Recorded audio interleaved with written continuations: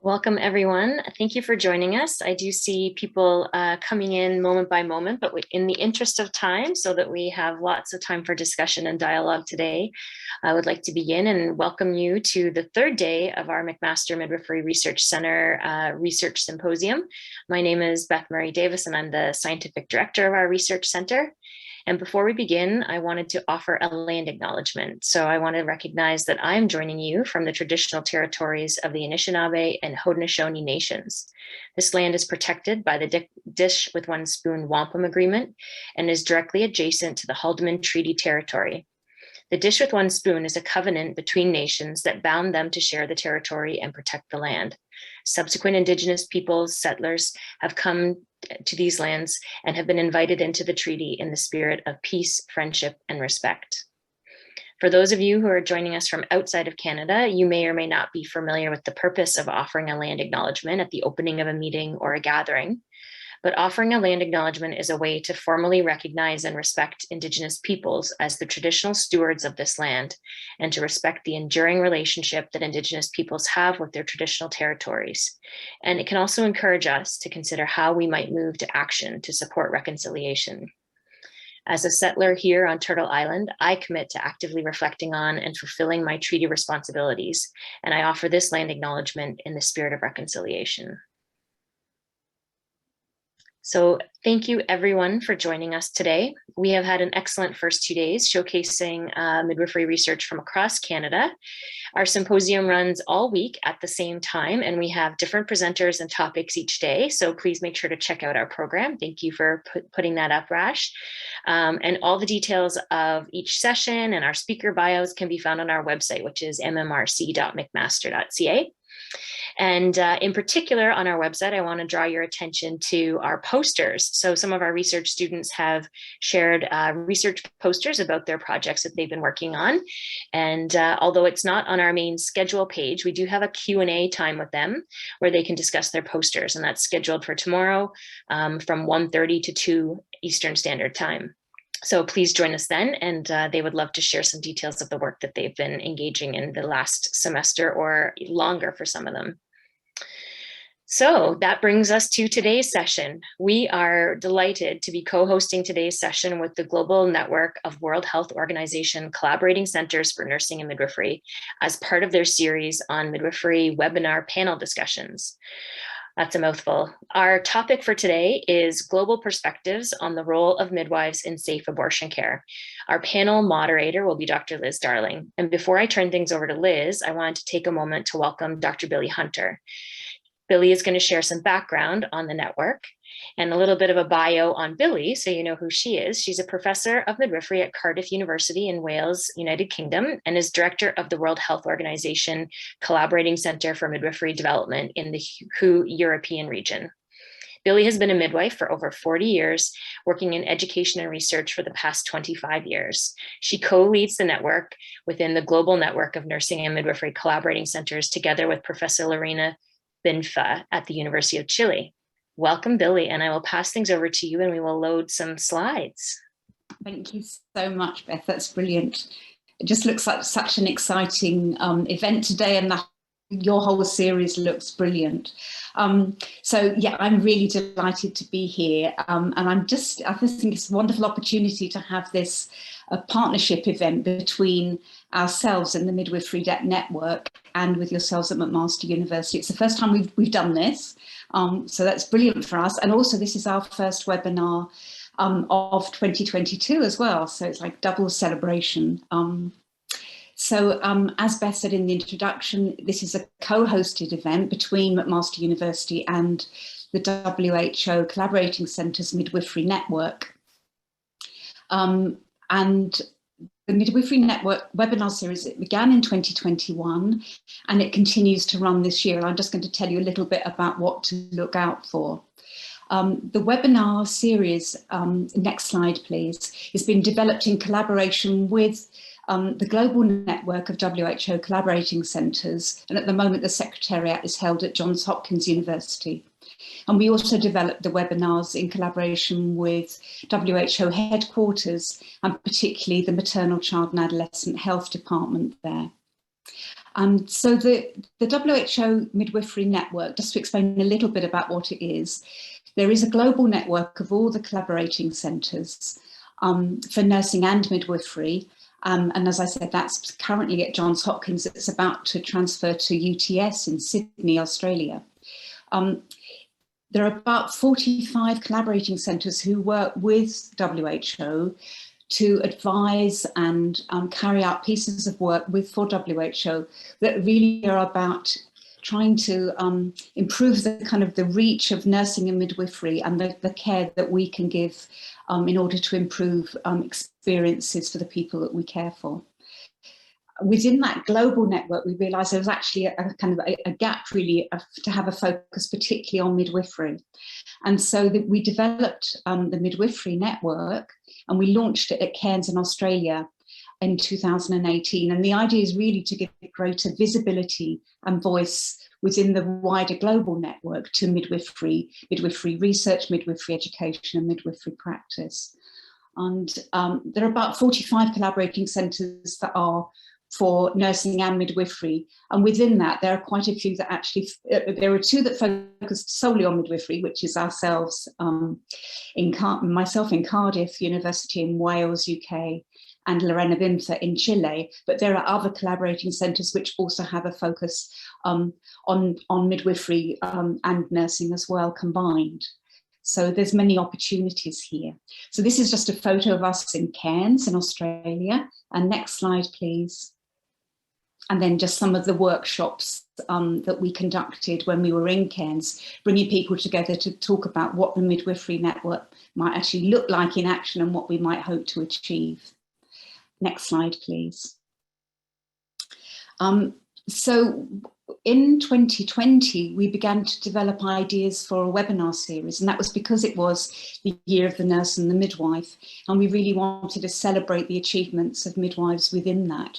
And of course, it was, as none of us can forget, it was the beginning of COVID. And so actually, I mean, if there was one positive benefit to come out of it, actually it was an ideal time to run global webinars in this way. And so we ran some successful webinars in 2020, 2021, and we're carrying them on with them this year. And this is actually, this co-hosted one is the first one of this year. So the aim of the series was to promote and celebrate midwifery developments in research and education, leadership and practice. What we want to do this year is now build on the success of the webinar series, and particularly to facilitate dialogue between the Midwifery Network members and global midwives, and with the leaders and agencies that are engaged in maternity care and midwifery worldwide. So just to give you an idea of what we have covered so far, next slide please, Rashid. So we kicked off in September 2020 with developments in midwifery research, and we had some very eminent midwifery researchers speaking at that event.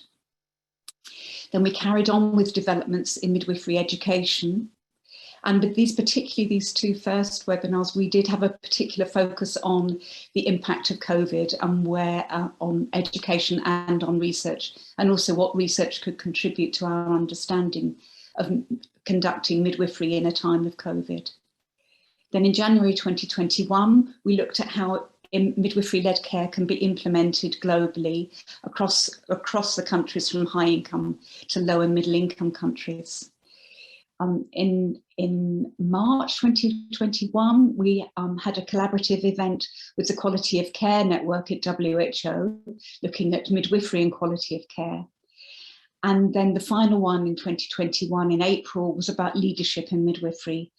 And again, a really exciting panel discussion we had then with a range of midwifery leaders from across the globe, sharing their insights into how you can become a leader in midwifery and how you can claim your place at the table. So now we've got this one now in March 2022, really interesting and such an important topic, I think, about global perspectives on the role of midwives in safe abortion care. And then this is a date for your diaries. We're just planning this one at the moment, but this will be in May, and it's going to be about workplace culture in midwifery and support and supervision in midwifery. So very much focusing on the emotional well-being of midwives worldwide. So I think that's brought us up to date. And just to say, I think this looks like a brilliant event today, and good luck to all the speakers. And I'm really looking forward to being in the audience now. Thank you. Thank you, Billy. That's wonderful. It's great to have that background on the network and to know about the next upcoming webinar. We will definitely mark that date in our calendars. Now I want to hand things over to Liz Darling, and first I'll give you a little bit of a background about Liz and her role today. She will be the panel moderator. She is one of the scientists here at our research center. She's a registered midwife and the assistant dean and director of the midwifery education program here at McMaster. She's also an associate professor in the Department of Obstetrics and Gynecology and an adjunct scientist at the Institute of Clinical Evaluative Sciences. Liz recently co-authored the article Abortion Safety and Use with Normally Prescribed Mifepristone in Canada, which was published this past January in the New England Journal of Medicine. So I will hand things over to Liz, and welcome everyone. And it's such a pleasure to have you all here today. Thank you so much, Beth and Billy. I'm joining everyone today from the traditional territory of the Haudenosaunee and the Anishinaabe Nations as well. And it's very exciting to see how many people we have from around the globe. And we're also really excited to learning from each of the panelists who are joining us today. So as we've already mentioned, our topic today is midwives and safe abortion care.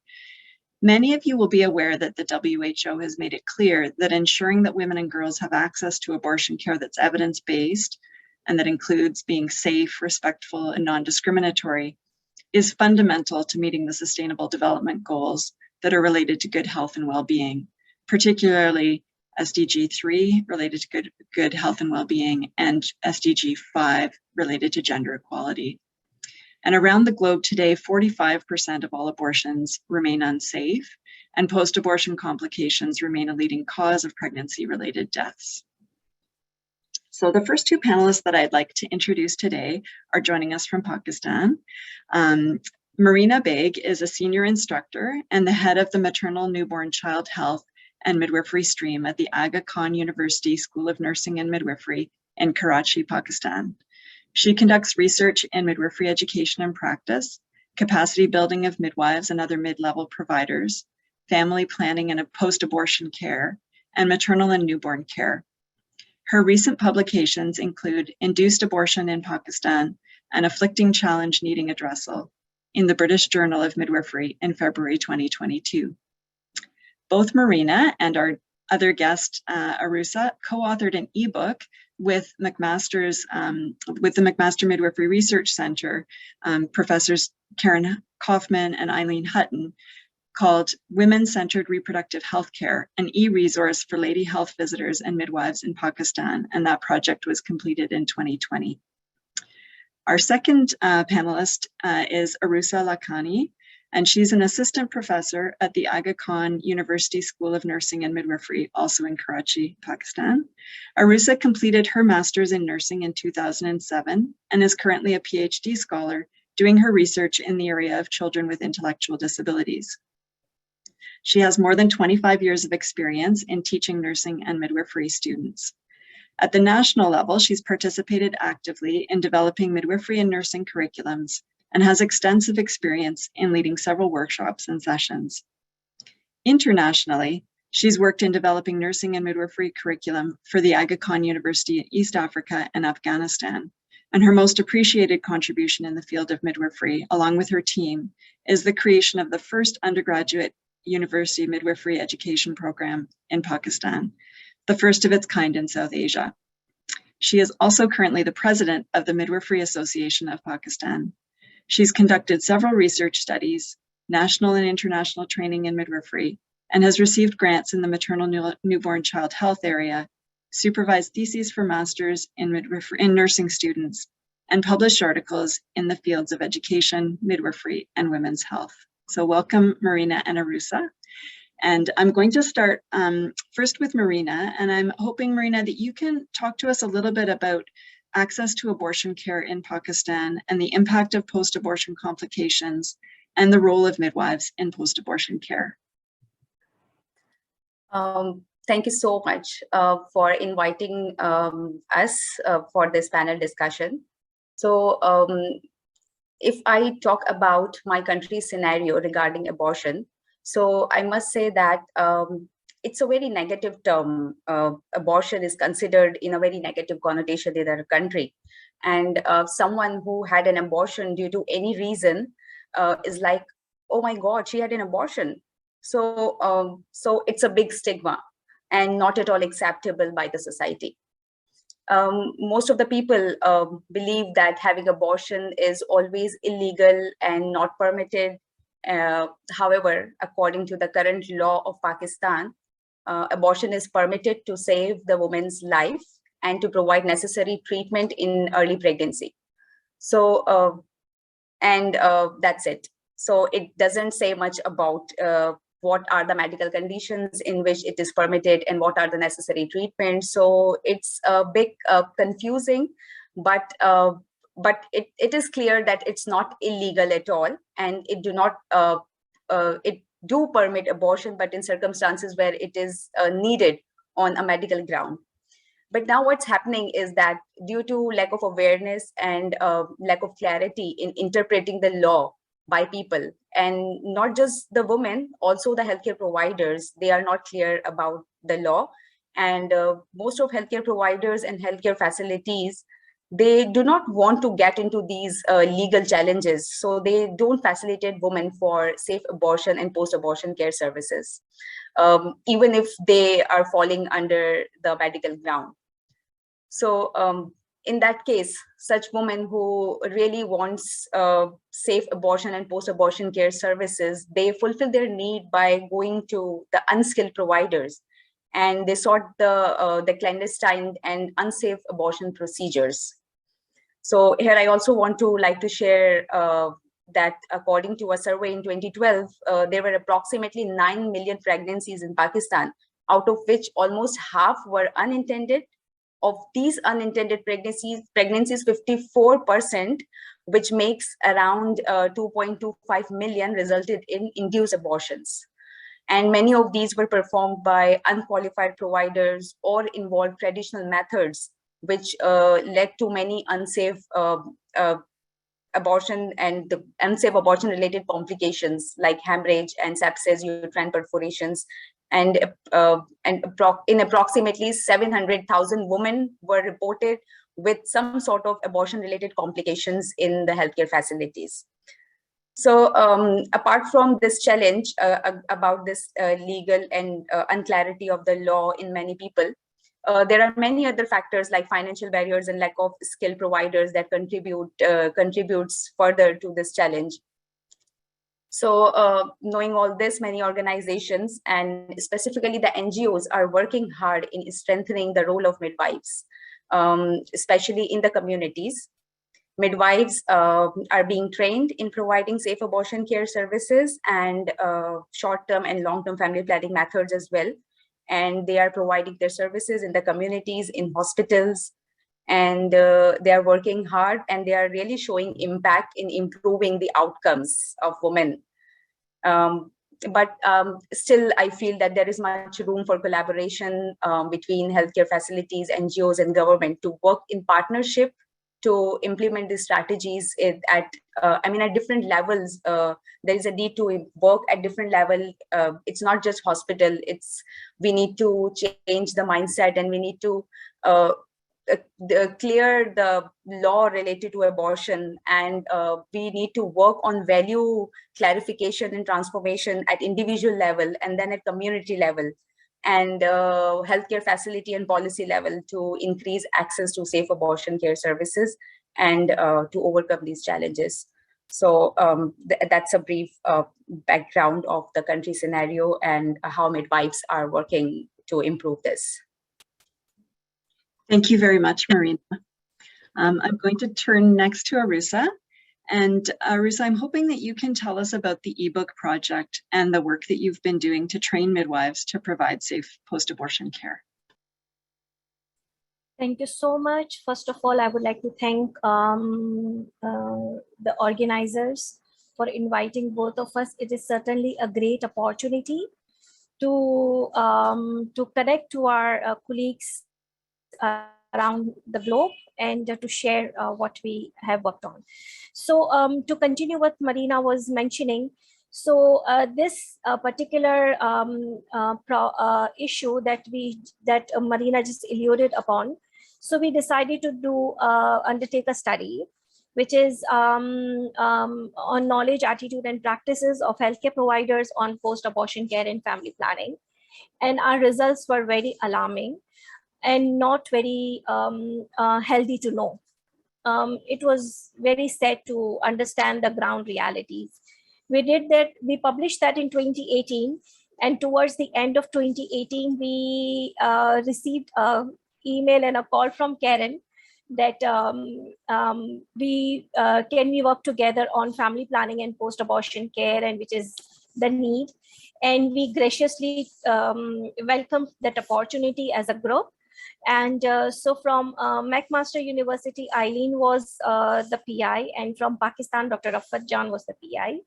And from Midwifery Association, we tried to collaborate things together, and we developed e-book on reproductive health, mainly discussing about family post-abortion care and family planning, designed mainly for the MNCH maternal and child healthcare providers, especially for midwives, midwifery students, midwifery teachers, and practicing midwives.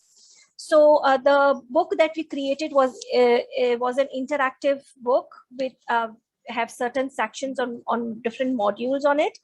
And with the help of the McMaster University, when myself and Marina were there, we met Beth and several other people who are just expert in this field. And the book that was published was really with a high quality. We ensured that it has the current information on family planning and care of women who are in need of post-abortion care. The ebook utilized audios and with enhanced graphic visuals in it. And we made sure that it has videos in a local language, which is Urdu language in Pakistan, so that those of our midwives who lack understanding in English language are not deprived of this resource. So we made sure that it also reflects cultural norms and certain practices. And in our role play, we try to do that. And myself and Marina were part of that role play also. So so we created that book in a way that that once the midwife goes into that site, is able to follow, the good part is it is the material are easily, we can still update that material if that becomes outdated in terms of definition of post-abortion care, or certain new evidences or interventions are coming up, so that can be edited. It is downloadable, and it doesn't require internet connection all the time. Once you download this, the reader can go through that activity without internet connection, because in Pakistan there are areas where we have a very bad connectivity or internet connectivity issues. It can be done through phone, Android phone or tablets. You do not need a laptop for it. So the graphics are designed in a way that it doesn't require lots of bandwidth for any learner to go through it. For our learners, what we did is, once we designed that book, we started taking workshops in Pakistan to understand that is it helping our learner? And learner, when I said it's student, teachers, midwifery teachers, or practicing nurse. And then we also wanted to understand the acceptability of this resource among these people. And so we started conducting workshops across Pakistan. And we try to cover all the 4 or 5 provinces of Pakistan in pockets, certainly not all the midwives. And we try to understand the knowledge acquisition through that book.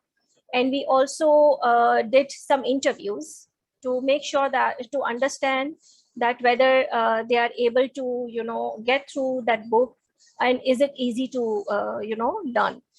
And our results were so positive, and it was so heartening to understand, to know that our colleagues are very happy with this e-resource because it is free of cost. It can be on their phone. They can read and apply and get immediate help if they really want to counsel the client or the mother or the partner, or would like to help, you know. And we also included the law in it, and it was done in Urdu. We did purposely in Urdu, so they, when they listen, they comprehend that what it really means, you know. So that's what we did. And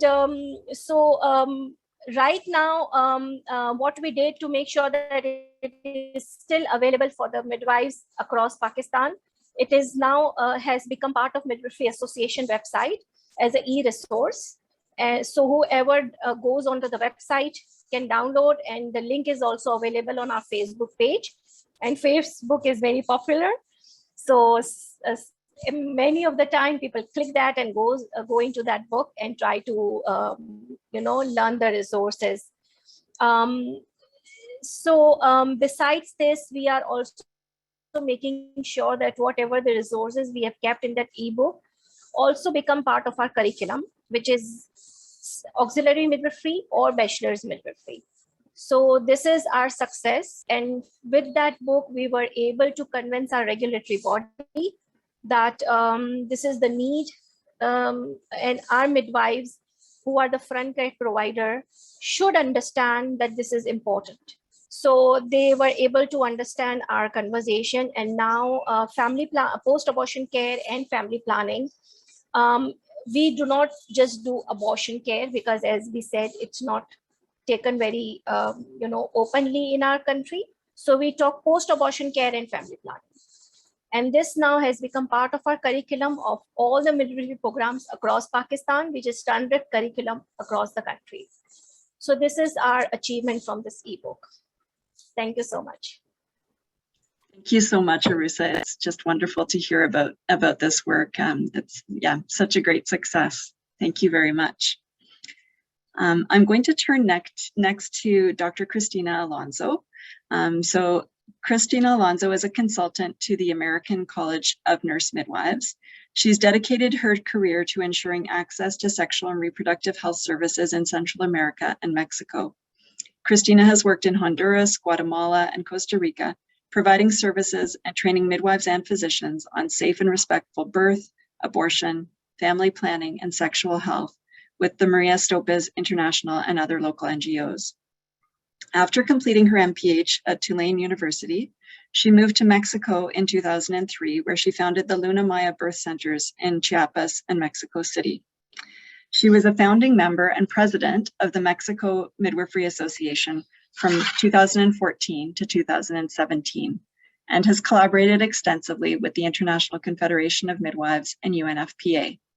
She's worked with several international networks and the WHO to create a global definition and standards for midwifery centers. She founded the Mexican Network of Midwifery Centers and created an e-learning program with a manual on how to open a birth center directed at improving respectful care and birth outcomes in Mexico and Latin America. So welcome, Chris. And I'm hoping that you can talk to us now about the role that midwives have played in the last 2 decades in ensuring access to safe abortion care in Mexico, and how this has impacted the regulation of abortion. Great, thanks so much. And thanks, Liz, for the invitation. And it's great to see so many people here. It's just a wonderful circle of midwives talking about something that's really important.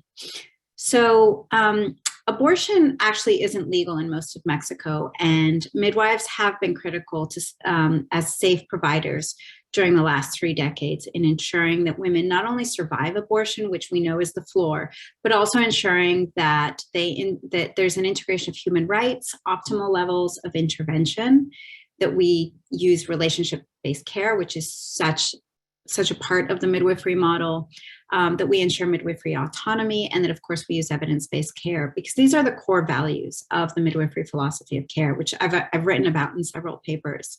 So today what I'm going to talk about is how the midwifery model of care is applied to the provision of abortion care in Mexico through midwives. And the reason that this is important is because I think we all know and we agree that beyond surviving abortion, pregnant people need to be empowered by the process through shared decision-making and respectful care. And the same tenets that we know work in birth, we need to translate them over to gynecological care, and especially abortion care, which we know, especially in countries where abortion is not legal, is highly stigmatized and is difficult to access. It's difficult to decide when your life could be at risk. Abortion prevention can go beyond the biomedical training that, often international NGOs give midwives.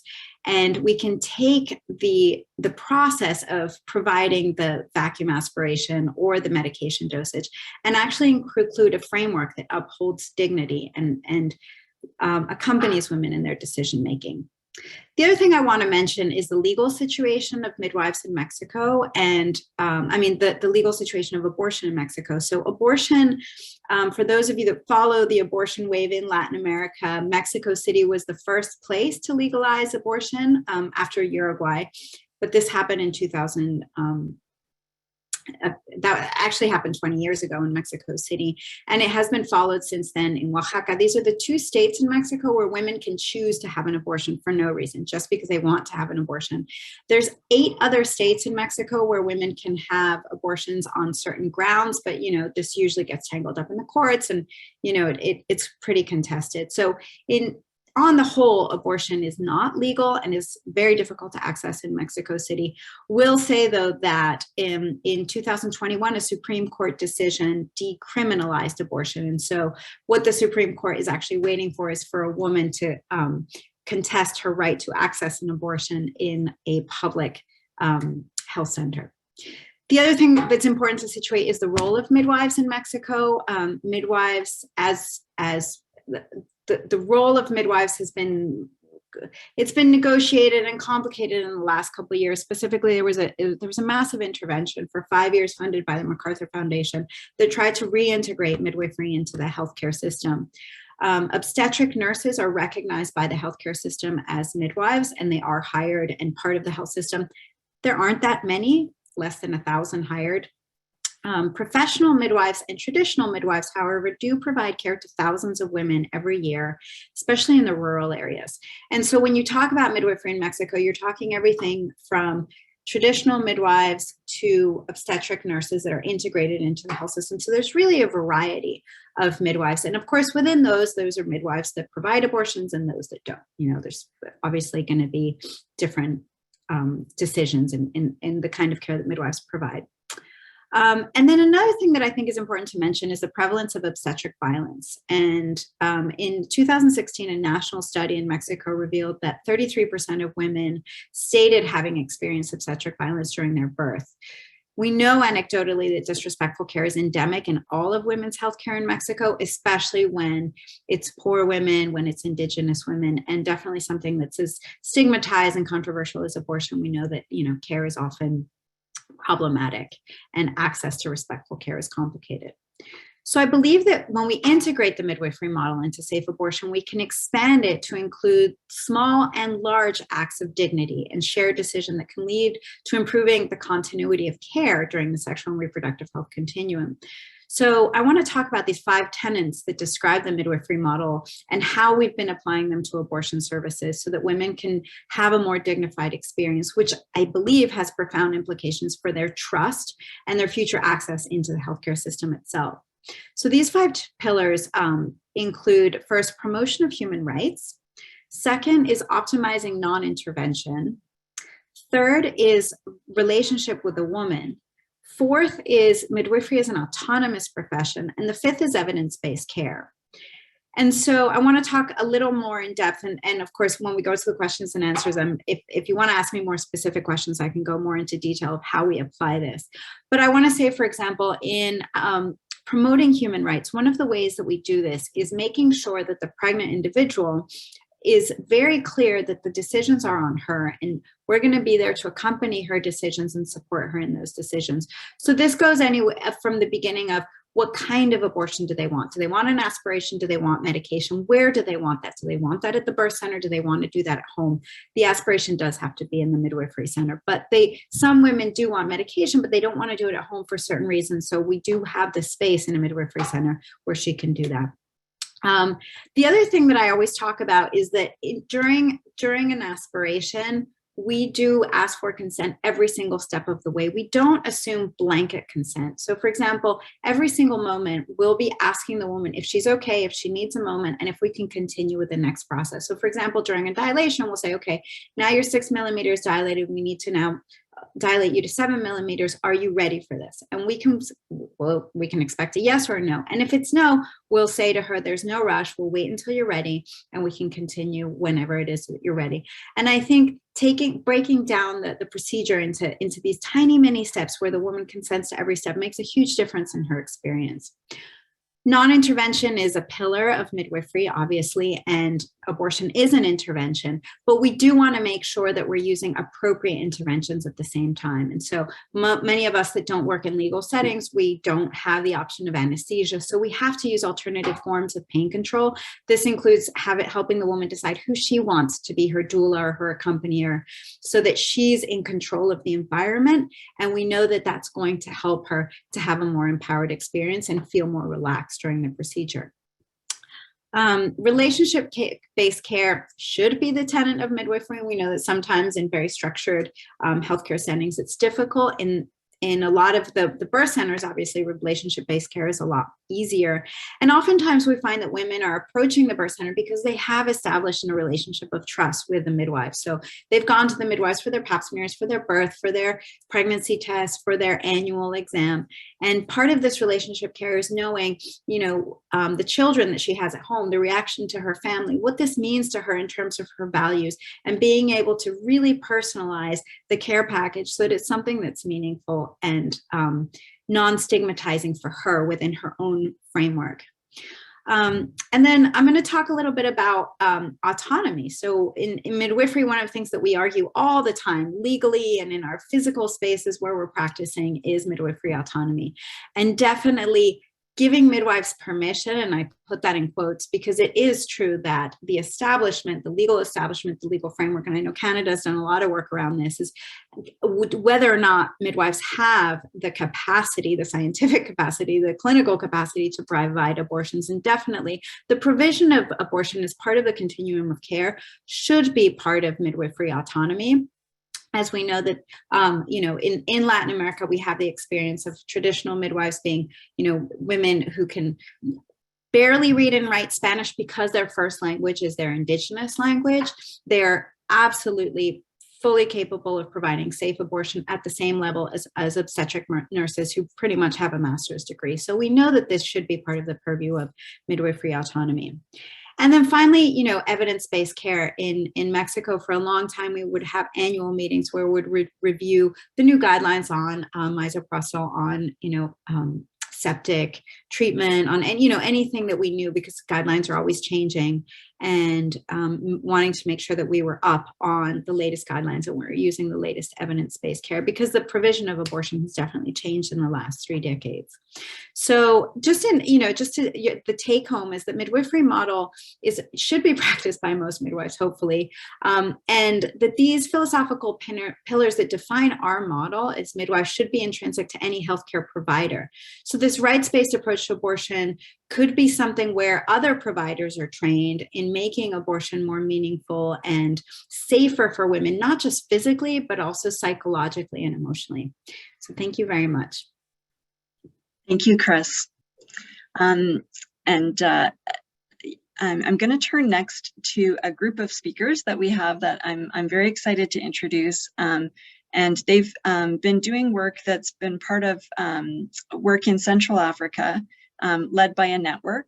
And we have 4 members of that team here. 3 of them are going to speak to us, and we also are going to try something a little different. So 2 of our speakers, 2 of our panelists are Francophone, and so they're going to respond to the questions today in French, and I will put up translations on slides in English so that they, those of you who don't speak French can understand what they're saying. And the fourth team member who's here will be able to assist us during the question period if any of you have questions for our two Francophone presenters. So I'm going to first introduce the three panelists. So M.A. Patricia Nandabi is a clinical psychologist and researcher in the Department of Research on Social Dynamics at the IRSH Centre-Est in Gabon. Her research focuses on sexual and reproductive health and generational transmission. She wrote Midwives and Post-Abortion Care in Gabon, Things Have Really Changed in Health and Human Rights Journal in 2019. And she also participated in the book, Faire sortir la grossesse, savoir, itinéraire et protocole autour de l'avortement en Afrique subsaharienne, which translates to Getting the Pregnancy Out, Knowledge, Itineraries, and Protocols Related to Abortion in Sub-Saharan Africa, which was published by Wed30Mar2022 in 2022. She is the co-founder and president of the Central African Network for Women's Reproductive Health for Gabon, Cameroon, and Equatorial Guinea. Our second panelist as part of this group is Justine Mekui-Ella, and she is a senior midwife in the outpatient department of the Jean Abouri Foundation Mother-Child Hospital Center in Libreville, Gabon. Justine is the medical coordinator of the Central African Network for Women's Reproductive Health, and she's the sub-regional trainer in manual intrauterine aspiration, or MVA. And she does capacity building for midwives in the insertion and removal of implants and IUDs. Justine is the co-author of Midwifery and Post-Abortion Care, Things Have Really Changed. She contributed to the WHO and the Ministry of Health in the drafting of national guidelines on the management of incomplete abortions in 2021. Her work builds on the capacity of health providers in the management of pregnancy complications in the first trimester in order to fight against maternal morbidity and mortality. She is responsible for family planning at the hospital center where she works and is an active member of the Association of Midwives of Gabon. Dr. Marika Alblas is a medical doctor specialized in SRHR, working mainly as a second trimester abortion provider and abortion trainer of doctors, nurses, and midwives in South Africa, where abortion was legalized in 1996. She's been involved in several abortion projects in other countries, one of them on the Northeast Caribbean islands, but especially the training of midwives in post-abortion care with the Central African Network for Women's Reproductive Health in Gabon, Cameroon, and Equatorial Guinea, that was successful in showing that midwives, when trained properly in post-abortion care, can save women's lives. So I'm going to turn first to M.A. Patricia, and I'm going to, I'll say her question in English first, and then I'll also address it to her in French. So the first question that I have is, why was the CGC network formed? And how has forming a network supported work to decrease mortality from abortion complications? Alors, M.A. Patricia, pourquoi le réseau GCG a-t-il été formé et comment la formation d'un réseau a-t-elle soutenu le travail visant à réduire la mortalité due aux complications de l'avortement? Okay. Le réseau d'Afrique centrale pour la santé reproductive des femmes, Gabon, Cameroun, Guinée équatoriale, a été mise en place par Gail Peterson et moi en 2008 à l'Université de Picardie Jules Verne à Amiens en France. Une année avant, je venais de soutenir ma thèse sous le titre « Contraception et désir d'enfant, approche psychologique et culturelle de la sexualité des femmes gabonaises ». Autour de ce, selon le modèle développé par Gail Peterson et Jamila Aziz dans les Caraïbes, pour améliorer l'accès à l'avortement sécurisé dans les Caraïbes, le principal objectif du réseau GCG est de prévenir les morts évitables et les invalidités chez les femmes dues aux complications liées à la grossesse. Nous avons donc mobilisé une équipe avec d'autres universitaires d'Afrique centrale autour de cette idée. Nous avons invité la sage-femme Justine Mekui et le médecin résident en Afrique du Sud et experte en avortement, Maraïka Alblas, à se joindre à nous pour adapter l'initiative caraïbéenne sur l'avortement et la contraception au contexte de l'Afrique centrale. Notre travail de terrain débute en 2009 par un état des lieux autour des 3 frontières où nous avons tour à tour rencontré les professionnels de santé, les usagers de 2 sexes, les administratifs, les commerçants, les vendeurs dans les marchés, avant d'organiser une réunion avec les professionnels de santé pour voir ensemble quoi faire pour des résultats immédiats. L'état des lieux nous a permis aussi de découvrir que les femmes habitant à proximité des 3 frontières et au-delà se rendaient régulièrement du côté du Cameroun au marché mondial pour faire un avortement ou pour acheter du cytothèque misoprostol à moindre coût afin de se faire avorter. Plusieurs autres femmes, adolescentes et adultes, utilisaient d'autres produits associés ou non au cytothèque pour faire un avortement. Et ceci est toujours d'actualité. Des cas d'avortement incomplet se retrouvent de ce fait dans les centres de santé dans cette zone avec un personnel n'ayant pas ou peu de compétences dans la prise en charge des complications liées à la grossesse. Ici, nous sommes en zone rurale. Les hôpitaux de référence d'un côté comme de l'autre de la frontière sont à une centaine de kilomètres au moins.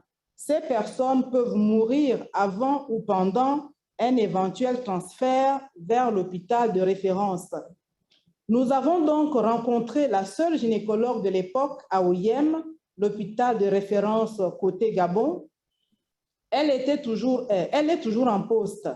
Docteur Rosaline Tuntum, elle a adhéré à notre projet et a laissé ses sages-femmes être formées à la MU et à la pose du DIU.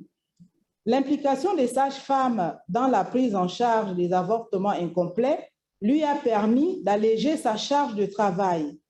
Elle nous dira quelques mois après les premières formations, « Maintenant, je peux dormir. Les sages-femmes font très bien la prise en charge des complications.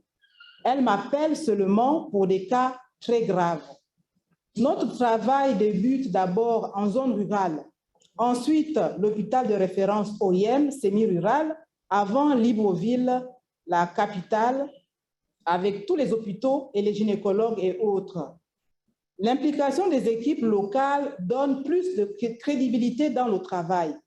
En 2011, quelques sages-femmes du Gabon et du Cameroun et un médecin sont allés en Tunisie suivre un stage. Maraïka était l'un des formateurs pendant ce stage de perfectionnement en AMU. Après ce stage, Justine et Marie-Françoise, une autre sage-femme, ont pratiqué l'AMU et montré à d'autres sages-femmes dans le service comment faire. Cette expérience a permis aux gynécologues, résidents internes et de se concentrer sur des cas de césarienne et autres. Cette implication des sages-femmes a permis de réduire de façon spectaculaire le temps d'attente aux urgences pour les cas de complications liées à la grossesse. L'action de collecte de données dans les hôpitaux pour illustrer l'impact de notre travail au Centre hospitalier universitaire de Libreville a été réalisée par des gynécologues obstétriciens, également chercheurs, qui sont devenus de proches collaborateurs. L'Association des sages-femmes reste notre partenaire privilégié dans la pratique de l'AMU. Les sages-femmes formées font toute la différence dans la lutte contre la mortalité causée par les avortements incomplets. Dans notre contexte, il est plus facile de trouver en zone rurale une sage-femme qui se retrouve toute seule face aux urgences des avortements incomplets. Les formations à l'AMU sont une nécessité pour sauver des vies. À propos de l'accès aux avortements sécurisés, oui, il y a eu un changement de la loi que GCG a soutenu, mais le gouvernement ne mobilise pas plus d'accès à l'avortement depuis ce changement. la stigmatisation demeure. De toute façon, ce sont les formations concrètes des professionnels, surtout des sages-femmes, qui assurent une prise en charge des soins d'avortement et post-avortement. Il y a plusieurs publicités autour des lois qui changent, mais l'application sur le terrain demeure un mystère. En réalité, rien n'a changé. Merci. Merci beaucoup, Aimée Patricia. Prochainement, je vais demander à Justine une question. So next I'm going to ask Justine the question of how have midwives in Gabon been important in reducing obstacles to safe post-abortion care? And can you describe the work that you've been doing to train midwives? Alors, Justine, en quoi les sages-femmes du Gabon ont-elles joué un rôle important dans la réduction des obstacles à des soins post-avortement sûrs? Et pouvez-vous décrire le travail que vous avez effectué pour former les sages-femmes? Merci. Merci pour la parole. Les sages-femmes du Gabon ont joué un rôle très important dans la réduction des obstacles à des soins post-avortement sûrs par leur présence non seulement en milieu urbain, mais également par leur présence effective dans les structures qui se retrouvaient en milieu rural.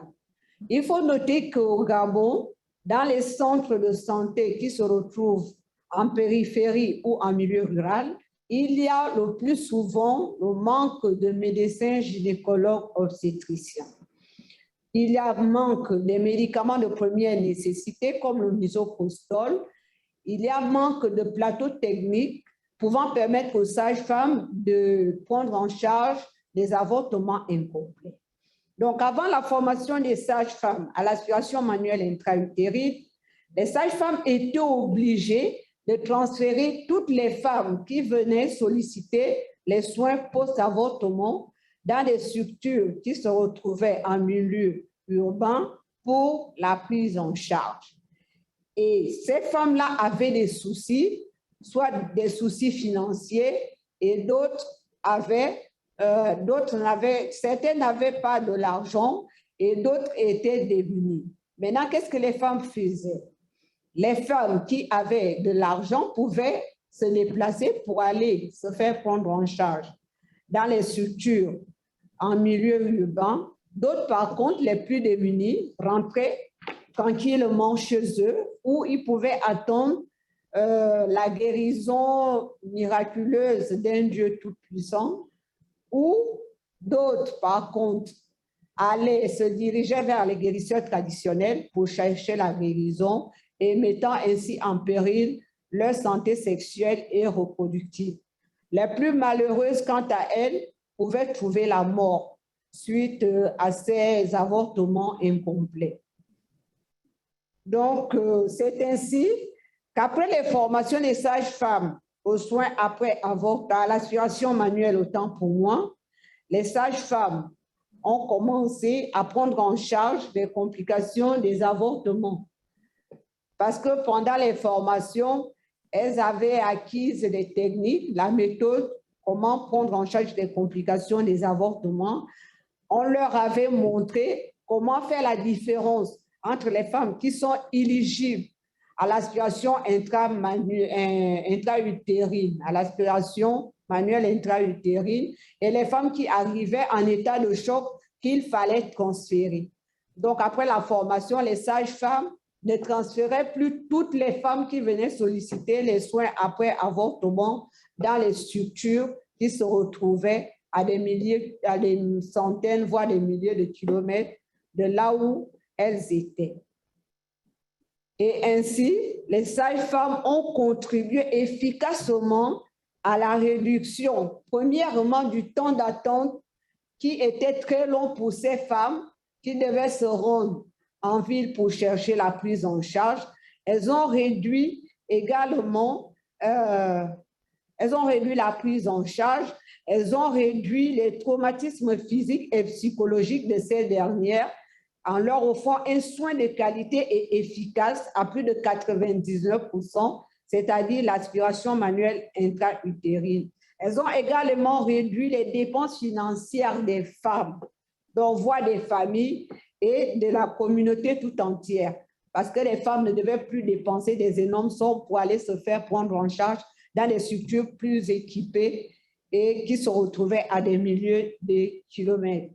Pour ce qui est de la description du travail effectué pour former les sages-femmes, personnellement, j'ai été formée, j'ai débuté la formation des sages-femmes en juin 2012 en compagnie de l'expert de GCG en santé de la reproduction, le docteur Maraïka Ablas, de retour de Tunis, où nous avons reçu une formation intensive de 10 jours sur la prise en charge chirurgicale et médicamenteuse des avortements incomplets. Donc, de retour au Gabon, j'ai été invitée comme formatrice des sages-femmes à l'aspiration manuelle intra-utérine en présence de Madame la directrice de la DNSMI, de la direction de la santé maternelle et infantile du ministère de la Santé.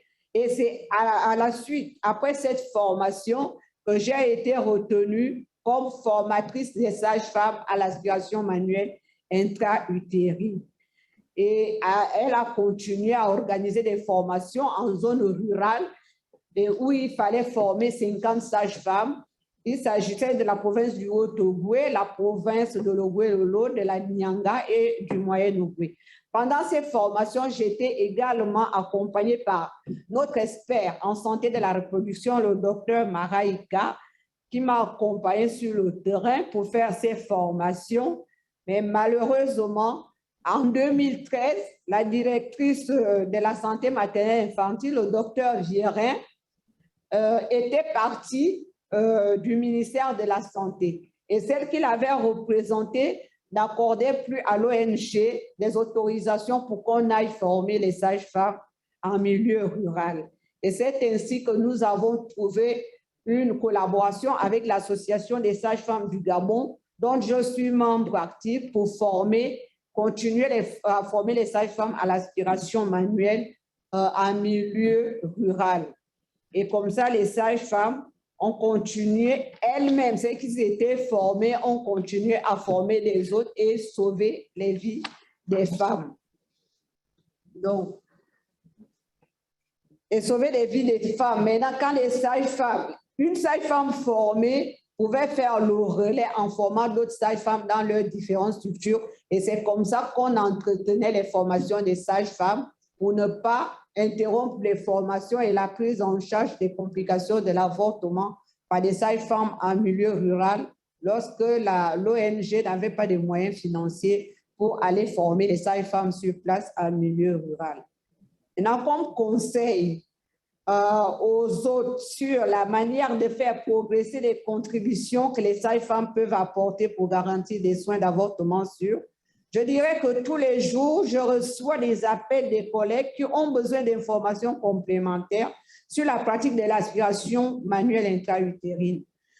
Toutes les sages-femmes formées ne pratiquent pas la MIU à cause de certains chefs de service ou par manque de matériel, de certains chefs de service qui refusent que les sages-femmes pratiquent la MIU dans leur structure.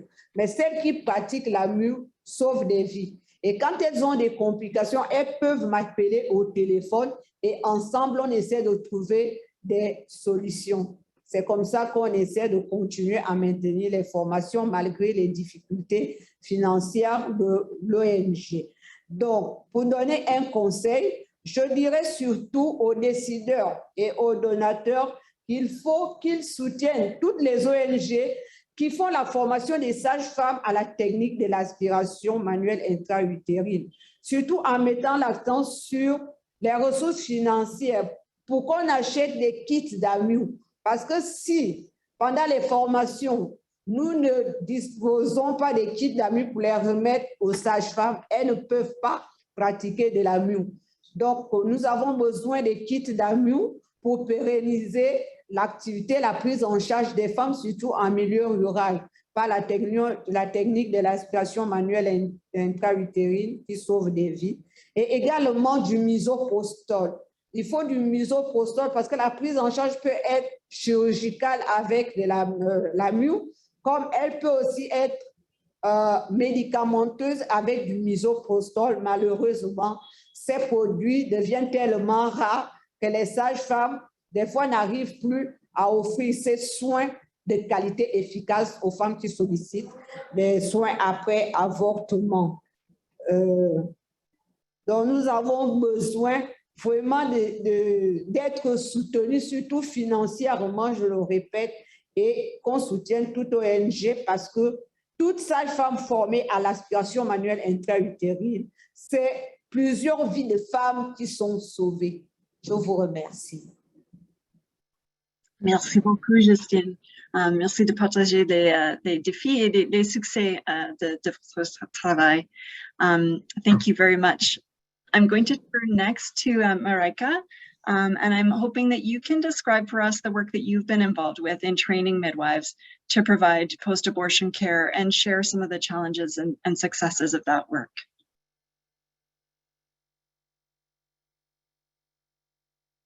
We need to unmute you, I think. There we go. Yes, thank you. I must honestly say that both M.A. Patricia and Justine have said so much already of how we did it and what we did that I don't think I have to add so very much. But there are a few things, however. Firstly, I'm working in South Africa in abortion care. And because as some of the former speakers were saying how difficult things can be around it. In countries like Pakistan, where abortion is not legal in many cases. In South Africa, we have a very liberal abortion law. However, more than 50% of the women has a backstreet abortion. So if we are talking about post-abortion care, it happens a lot here in South Africa still. Hospitals see continuously, every day, they see women with incomplete abortions. And I'm saying this because abortion is some talked about stigma. It's a stigma all over the world. And I'm so happy to hear that midwives would be prepared to be involved in this. Because I have been performing abortions for more than 40 years now, 45 years really. So I'm old, really. And I'm still doing this because there's no one following up. There's no one willing. I'm one of the hospitals here in South Africa. I've been working for more than 20 years and they have never, ever succeeded in finding someone to replace me. And we need more people to be involved in this topic. And it's so fantastic what we did in the end in Gabon, or we, in the end, especially the Gabonese people themselves, they took over. Justine became a trainer, and she was so enthusiastic and so successful. And luckily, in the beginning, we got help from this Dr. Fiaran. But you see how you can depend on just one person, because when she left, it became more difficult. It was so good to be able to do this, because there's one thing that I would like to emphasize, and that is that post-abortion care is dependent how you do it, in what area you are. Like in South Africa, okay, it's a lot done in the hospitals, but often it's being said, there's misoprostol, you can give the tablets. And that's true for women that have it's happened, and they notice that not everything is out, so they get misoprostol, and the uterus contracts and the products come out. In situations like we saw in Gabon, that is not the case, that you can just give misoprostol, because women wait. It's a country where it wasn't legal, really. Now, officially, they say they're going to legalize it. Nothing has happened yet. Women are desperate, they go backstreet, they use all kinds of methods. But when something goes wrong, they don't rush to a hospital or to a clinic if it's nearby anyway. It's not that easy. Usually it's far away. There are not that many. But women, they're scared to go because it's not legal what you did. So they postpone going. Apart from that it wasn't legal, they also don't have the money. I must say in South Africa, we are fortunate that most things you can go to state hospitals and it's for free. In Gabon, nothing was for free. They have to pay everything. So they don't come immediately also because there's no money. If they have been bleeding a lot and they realize they need blood, they have to take a family member with them because there is no blood. And they hope that that family member has the right blood group. So there's a lot of problems that are defined by where you are. As I say, in South Africa, many go backstreet, but at least they can find help here. But in a country like Gabon, that was one of the things we found out that was needed to train people. And of course, there's a lot of complications. It's not that simple, because what I noticed in the beginning was that you want to train, you start with a model, working on a model. But of course, in the end, you need real patients. Now, like in the first place where we were, that was a small village, and there was a clinic where a doctor was only once a week. So the midwives were desperate to get help and to learn it. But you don't know when there is a patient coming. When you perform abortions, you make an appointment. But when you have an incomplete, you don't know when they come. So that is not so easy then to train them properly. And I must say, what saved us in that situation is that we could go to Tunisia. Like Justine said, so she went to Tunisia with another midwife and one of the gynaes.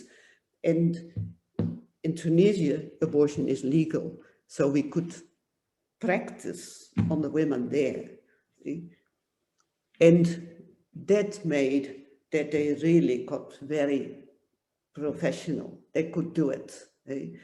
Apart from the abortion services, post-abortion care, we have also, as Justine said so, we have trained them also in family planning. You want to prevent them that this is happening again. So we trained them in inserting IUDs. And women didn't really know that method. And it was quite funny that in that village, when we were coming there again and we were going to insert, we had only a limited amount. We had, at that stage, we had only for that day, we had 15 IUDs. And one had said on that small radio station that women could get an IUD for free. There was a whole queue of women and we only had 15 IUDs. And some of these women started really crying. There is such a need in many, many things in these countries. And we still have to do a lot. But it's fantastic how GCG, with Justine and Patricia, have really made a success there of it. Thank you. Thank you so much. It's so wonderful to have each of you here today. I think, the different comments from everyone are really sharing so much around what some of the challenges are and also some of the successes. we are running a little bit slower than I anticipated, but that's fine. We have one more panelist to speak, and what I will do then, I think, is we'll just move immediately after our next panelist to questions. So last but not least, I would like to welcome and introduce Alexandra Bacon.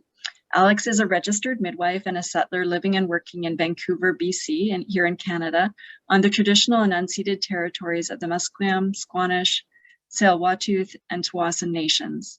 Alex is the president of the Canadian Association of Midwives, the past president of the Midwives Association of BC, and clinical faculty at the University of British Columbia Midwifery. Alex is inspired by the power of midwifery associations to grow and strengthen the workforce, contribute to policy development, and promote social accountability to ultimately improve the health, rights and rights of birthing people in Canada and around the world through the provision of equitable and respectful care. So Alex, my question for you is, can you please tell us about the recent statement released by the Canadian Association of Midwives on midwives and abortion care, and talk to us a little bit about why midwives could play an important role in improving equitable access to safe abortion in Canada? Thanks so much, Liz. Thanks for having me to speak. So if you're interested, you can find at CanadianMidwives.org, you can find our position statements. This is one of our most recent position statements. It's been a long time coming. It was an idea that came to fruition at the Midwifery Mifepristone Implementation Study meeting, I think, back in 2019. And Liz was part of that. And I can see in the audience several other Canadian midwives who were part of this. I want to recognize Katrina Kilroy, who really took the lead on pulling together a working group of Canadian midwives to develop this statement, and E.B. Heller, who really did the writing of this statement. And then we took the draft statement back to our members for input and then have published it. So I feel really great about the statement, both in what it says, but also in the process that we came to collectively to develop it. And for those who are joining us from abroad, just to give you some quick context, there are no abortion laws in Canada. It's what we call illegal, which is an interesting take on it. And abortions traditionally in Canada have been held either in freestanding clinics or in hospitals. And these tend to be clustered in urban areas in the south, along the border. Mifepristone, which is our RU486 plus misoprostol, was approved very late in Canada, only in 2015, and it's only been available to the public since January of 2017. And to get a sense, we do have providers across the country, and Action Canada actually has a really interesting graphic on that if you're interested. But in some of our provinces and territories, we have only one provider. And that's since the introduction of Mifepristone. So very difficult to, depending on who you are and where you're located, access a safe and timely abortion.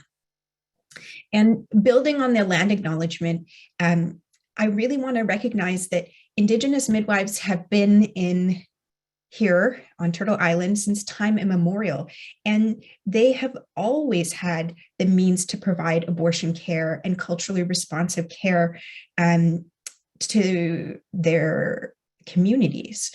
And I know that I heard Christina mention that earlier, and I think it's really important to center that and recognize that. And this is one of the areas where we can really focus our reconciliative efforts, is on supporting the return of Indigenous midwifery and birth closer to home. I do want to recognize that people have intersectional identities.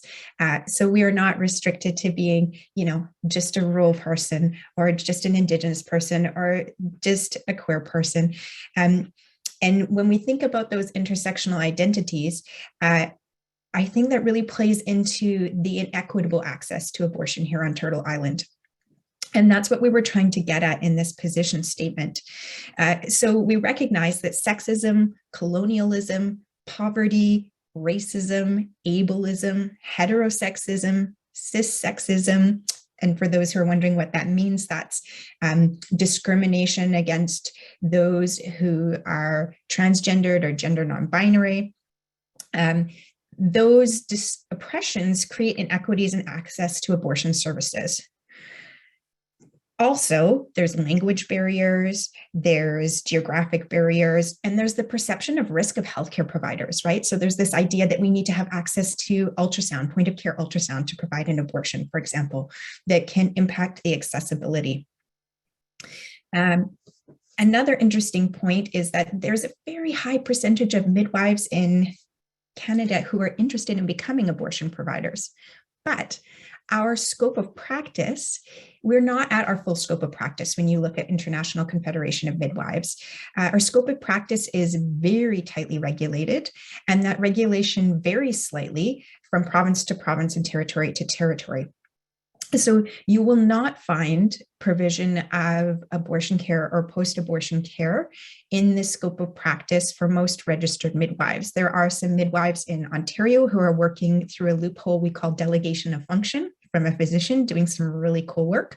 And Indigenous midwives are governed differently. They are governed by the standards set out by their community. And so they may also be practicing to more full scope. So when we think about abortion as a normal part of sexual health care and midwives as primary care providers providing that sexual and reproductive care, I think that where Canadian midwives really have an opportunity is to provide community-based abortion care, which we've already heard discussed through some of our other panelists.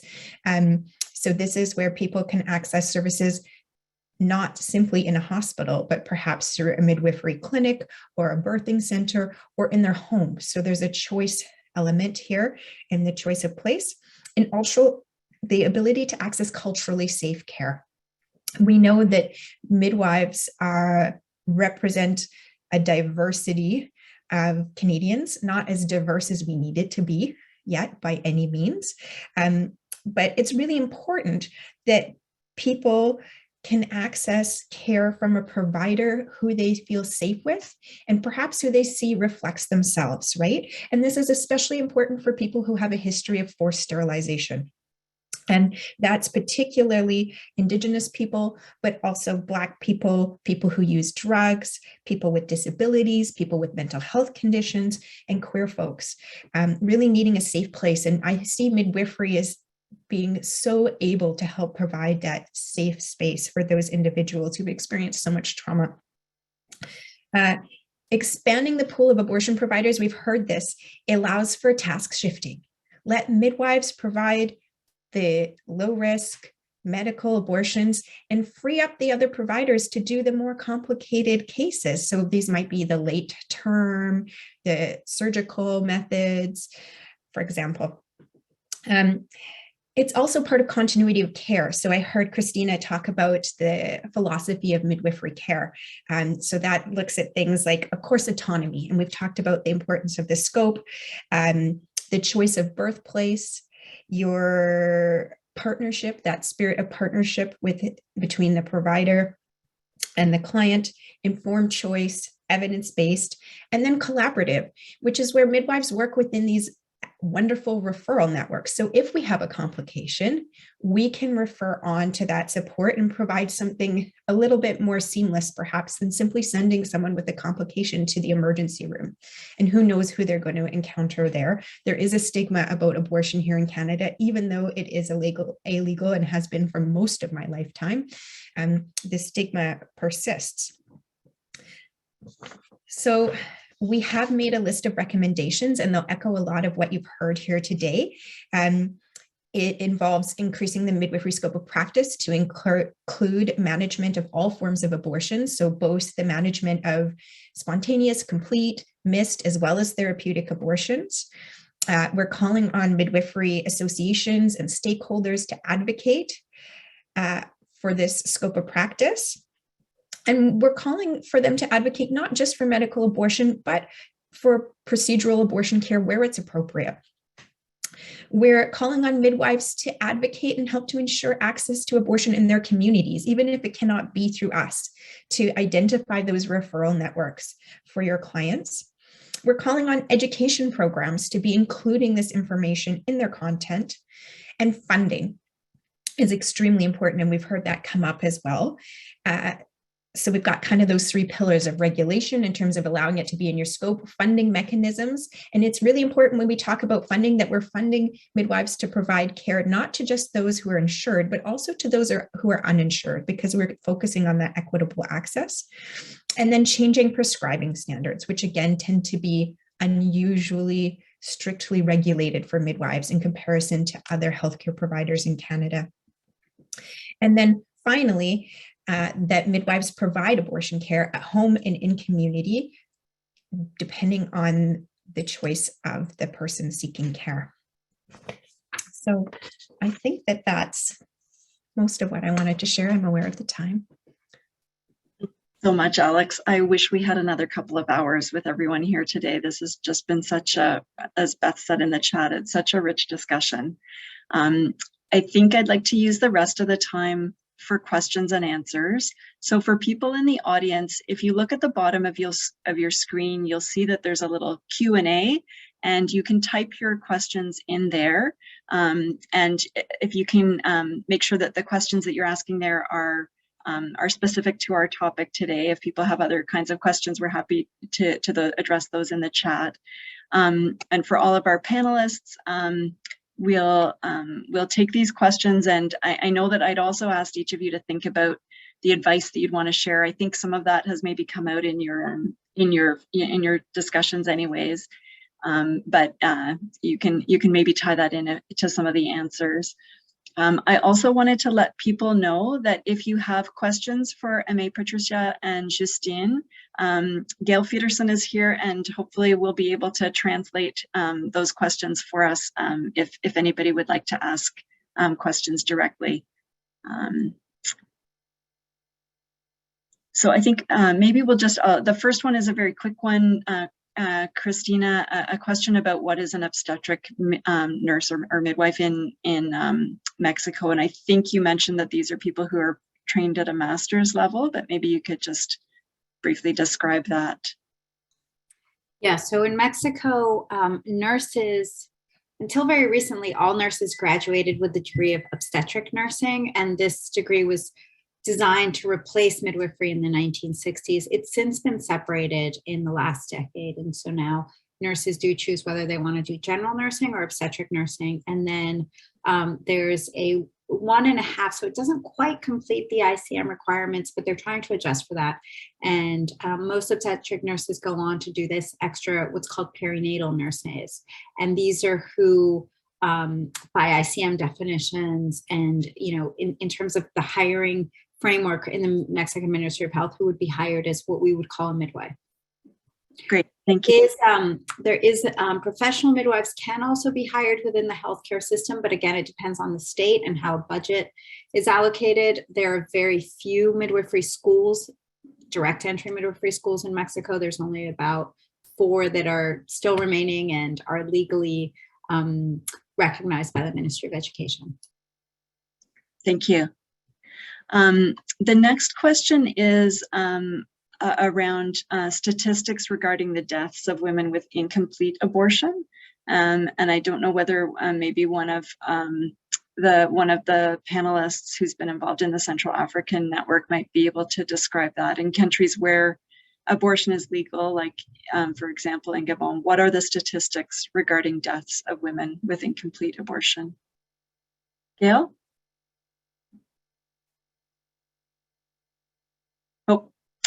Your mute button is on the Okay, here we go. Okay. Je peux aussi traduire pour Justine et Amy Patricia. Vous m'entendez, Justine et Amy Patricia? Si?